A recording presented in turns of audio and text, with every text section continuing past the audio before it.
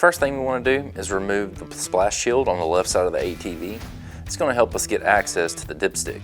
Now we'll simply unthread the dipstick, and using a 17mm socket, we'll go ahead and remove the drain bolt and let the engine oil drain completely. As the oil is draining, now is a good chance to check the condition of the crush washer. If it's damaged or missing, you'll want to replace it to prevent any future leaks. Now we'll reinstall the drain bolt, but this time torque it to 15 foot-pounds.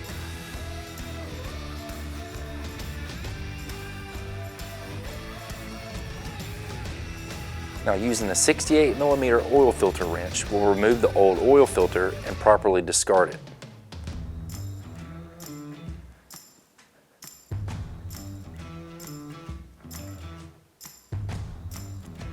We have to prep our new filter to install it. So we're going to take a thin coat of oil and apply it to the outside gasket. This is going to make removing it on your next service a lot easier.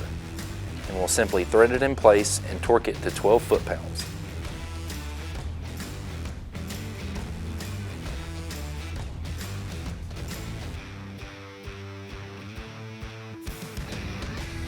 Now it's time to fill the engine with oil. Suzuki states this unit holds 2.6 quarts of 10W40. You can use any manufacturer here as long as it's got the additives for a wet clutch system. That's the important part. And we'll reinstall our dipstick. Now we're going to start the engine up, let it idle for a few minutes. That'll get the oil circulated through the system properly.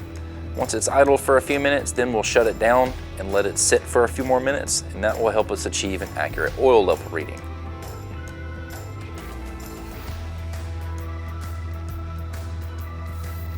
Now we'll remove the dipstick once more, wipe off the excess, and simply place the dipstick inside the housing on the threads and then check our oil level.